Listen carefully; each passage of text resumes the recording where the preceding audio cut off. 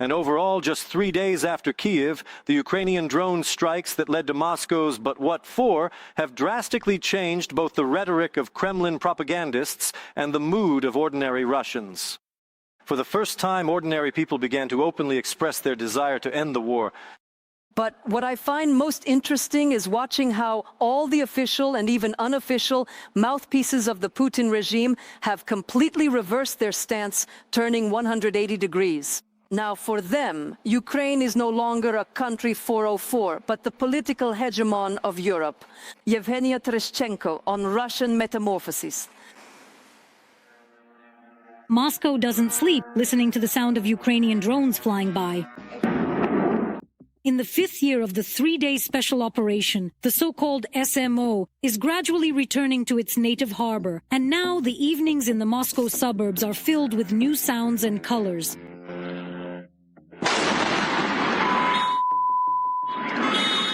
I never thought this would affect our city, Zelenograd. Basically, we're being bombed. I never thought the war would affect us like this. That's how new memes are born. A lot of people in Ukraine love to imitate, that Russian manner of speaking, like it's not also clear-cut, we need to figure out who's shooting and so on.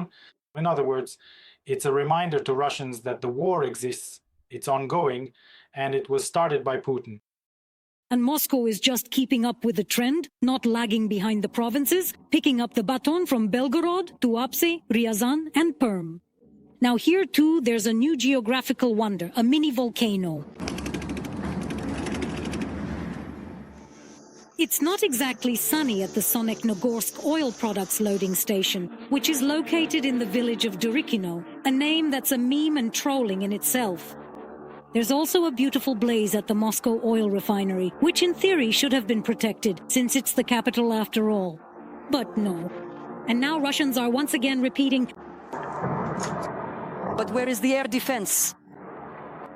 although if you listen to Moscow Mayor Sobyanin, not even a mosquito could get through several layers of Panzer systems. Supposedly, they shoot down even things that haven't had time to take off yet. Mayor Sobyanin, who in my opinion is the best air defense operator out there in the Russian Federation, he reports the most shoot-downs. He should be appointed commander of the Moscow Air Defense District. There is no Sobyanin in Perm, so the priests there organized an orthodox air defense. Followers of Kirill walked around the city with icons to protect against modernized Ukrainian drones. The guys aren't sitting around, they're not dozing off, they're not sleeping. And on TV screens, Solovyov is once again fighting America, because it's still hard for Russians to admit that it's actually Ukraine striking Russia. Trump is aware that despite all his talk, de facto, America is the main source of strikes on Russian territory. America is to blame, Simonian chimes in. Because they have to somehow explain why, instead of taking Kyiv in 3 days, she's sleeping in the hallway. My children who have been sleeping in the hallway for a month now, in the hallway and even in the closet. Apart from the attacks by Ukrainian drones, Russians are still fuming over their pathetic parade, which Volodymyr Zelensky allowed to take place. I think this is the best FSO of the entire war.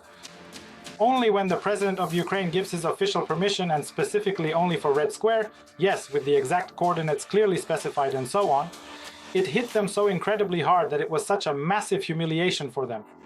There were tons of parade memes. Zelensky was called the only president who allowed the Russians to do at least something. There were also jokes about celebrating May 9th in diapers. But for some reason, the citizens of the great and mighty don't find it funny. Because for a long time, Russians lived in this very matrix of Putinism, where there's all this victory frenzy, Sarmats. Everyone is defeating everyone. Tomorrow they'll defeat the United States and so on. New York, Berlin, London will be turned into nuclear ash and so forth.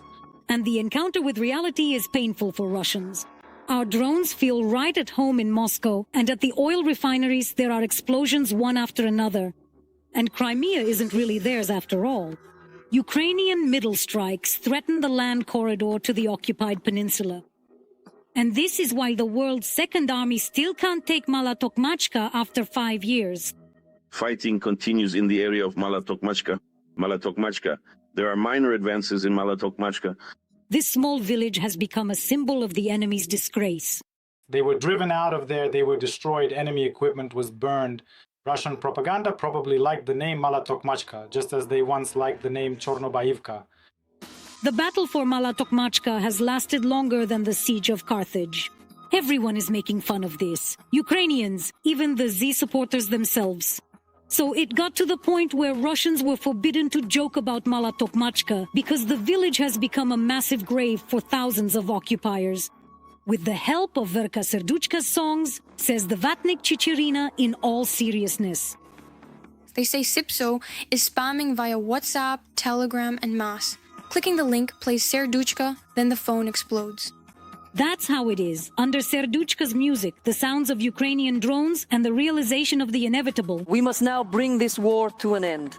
the Kremlin has once again pulled out its nuclear club. Propaganda is praising the Sarmats and Oreshniks, and Putin has announced nuclear exercises. But memes have rendered these threats meaningless. They've turned Putin's stick into something else entirely. Now I'll show you how our newest weapon, the Oreshnik, works. Remember, this is not a cannon, it's a bulbamobile. Yevgenia Tereshchenko, We Are Ukraine Unified News Marathon. Meanwhile, in the United States, senators are demanding that aid to Ukraine be expedited. Representatives from both the Democrats and Republicans have sent a joint letter to Pentagon Chief Pete Hegseth. In it, they called for not delaying the allocation of security assistance to Kyiv and other Eastern European partners. The amount in question is $600 million. Of this, $400 million should go to support Ukraine and another $200 million to defense programs for the Baltic countries. These funds were allocated by the US Congress last year, but so far they have not reached the recipients. And in addition, Zelensky sent a letter to the leaders of the European Union in which he stated that Germany's proposal to grant Ukraine the status of an associate member of the EU is unfair. In fact, this is a response to the proposal of German Chancellor Friedrich Merz. But to call things by their proper names, Ukraine is being offered the role of an observer without voting rights. We would be able to send our deputies to the European Parliament, but they would not be able to influence its decisions. There is only one sector in which Merz proposes to integrate Ukraine immediately. This is the security sector, because it benefits Europe itself. In fact, similar things have been voiced in the EU before, but even Slovak Prime Minister Fico spoke out against such an idea. Either we accept someone or we don't, he says. And clearly, Ukrainians will definitely not accept such symbolic membership. And that's not all we are going to tell you right now. Here is a look at exactly what's coming up next. The waterline of defense. Water from the Kyiv reservoir surged in like an avalanche, raising the level of the Irpin River by several meters. How is the village of Demidiv living now, the village that stopped the Russian advance from Belarus 4 years ago? Price hikes without breaks. In Lviv, transportation fares have already increased. Kyiv, get ready. How are fares set, and why will a monthly pass cost half a teacher's salary? When the chance of survival is 1 in a million? We just removed the largest fragment I've ever seen in my practice. How did they save the soldier with a 7-centimeter fragment near his heart? New F-35 fighter jets have arrived in Poland. The Polish Minister of Defense posted a video of the new aircraft in flight online. He also noted that these will be the first fifth-generation fighter jets on NATO's eastern flank. Poland ordered the multi-purpose F-35s from the United States back in 2020. They are expected to strengthen the fleet of F-16 fighter jets in Poland and also replace the old Soviet Su-22s, which were recently retired from service. Meanwhile, Ukraine is engaging international partners to reduce the risk of an attack from Belarus. This week, Moscow and Minsk rattled nuclear weapons together on our border. And the Kremlin claims this is a direct warning to both Europe and NATO. Official Kyiv emphasizes Ukraine will mirror all hostile movements.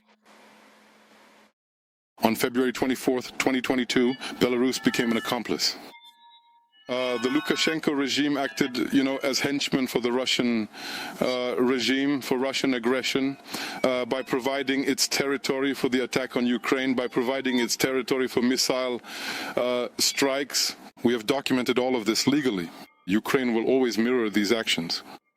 We have the right to do so. Article 51 of the UN Charter, the right to self-defense.